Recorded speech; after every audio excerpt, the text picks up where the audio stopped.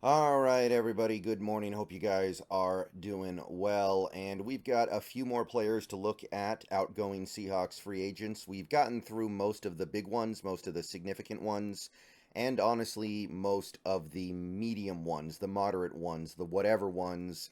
We're kind of down to the back of the list here, but that doesn't mean that it doesn't matter. This stuff still matters, and we got to spend at least a little bit of time talking about it. So.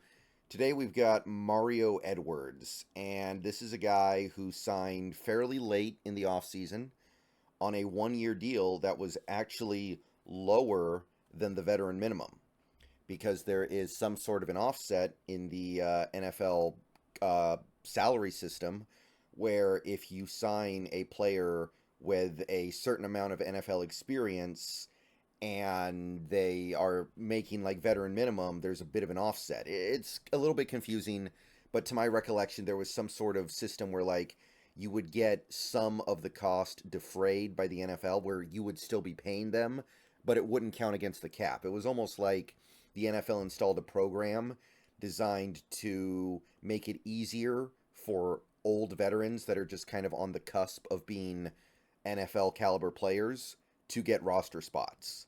So we actually got him for less than veteran minimum. And I think overall he played fairly well. I think overall he did okay, did his job, played a pretty decent amount for us. I think he played almost every game, and he definitely lived up to the contract. Now, it's not hard to live up to this contract because, like, look, the cap hit's not even 1.1 million, but hey, 1.1 million for a 30-year or well then 29-year-old defensive lineman, giving you a couple sacks and 20 or so tackles, including 5 for a loss, which is a pretty good rate, and providing quality depth on your defensive line.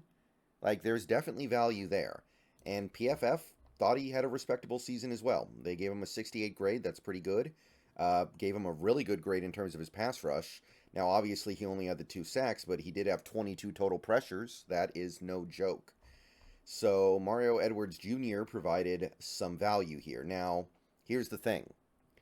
If you look at Mario Edwards' previous year in Tennessee with the Titans, it wasn't really that much worse or that much better. 3 sacks, 17 tackles, 4 for loss. His PFF grade was actually a little bit worse, actually pretty significantly worse for Tennessee than it was for us. And based off that level of play, he got what he got in Seattle. So, therefore, it can be reasonably inferred that if Mario Edwards comes back to Seattle, it's going to be a very similar deal. Because if you look at the deal he got with Tennessee, 1 year, 1.12 million, it's the same basic thing. So Mario Edwards has just kind of entered that phase of his career where the deals that he gets are 1 year deals for the veteran minimum, and that's about it. And I don't think anything he did last year was good enough for him to break out of that. He's still the same player. Um, he did get that 3 year, almost $12 million deal with the Bears in 2021, but that was probably the only big contract he's going to get in his career. If you take a look at this, you can see that he got a decent one with the Saints. He got a very, very low one with the Bears. That's like old. That's like not even vet minimum. He must have not qualified as a veteran at this point.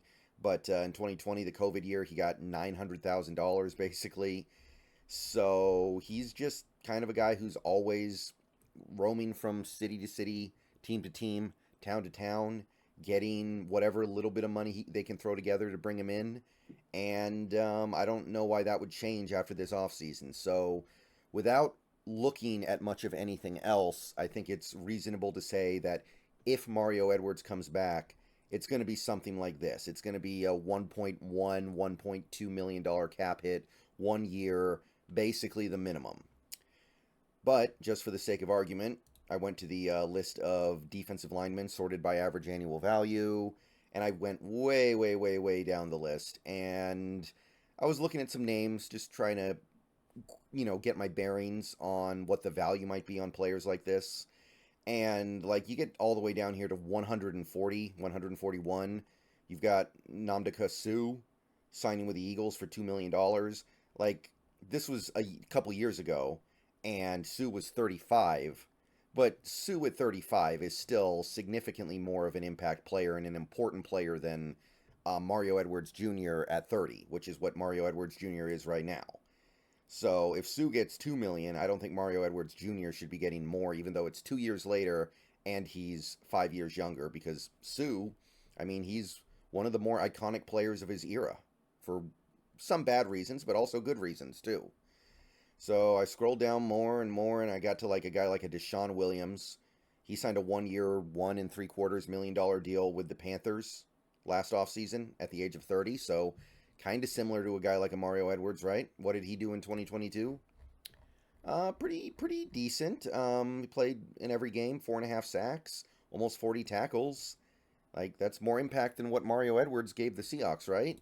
Now, PFF didn't love it, but you're definitely seeing more impact from Deshaun Williams than you did Mario Edwards. And the PFF grade is so bad in part probably because, remember, this was the year Denver had the worst offense in the league. That was the Nathaniel Hackett year. So hard to play defense when you got no offense. So that's part of it. So I think we still got to keep going past him. I don't think he's going to earn what Deshaun Williams got. A lot of rookie contracts we got to blow through here, but Linval Joseph at 35 years old signed 1 year, $1.5 million with the Bills. What did he do in 2022 to earn that money with the Bills? Played half the season for the Eagles. Had a level of impact that was somewhat close to what Mario Edwards probably had with the Seahawks, right? PFF, I mean, not quite as good, but in the same range.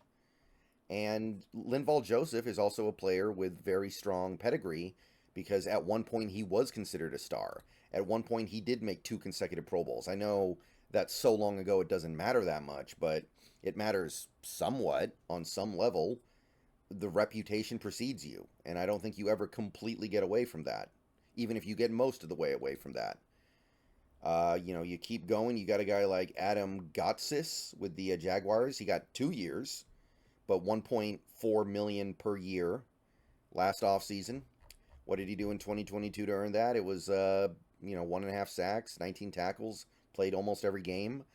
Kind of the same kind of thing, right? PFF grade was good, very similar to what Mario Edwards had. So we're kind of in that territory, I think, that if Mario Edwards wants to say I deserve like 1.5 million, yeah, there's a pretty good argument there. You can go down this list. You can keep finding more veteran players signing for very, very small amounts of money.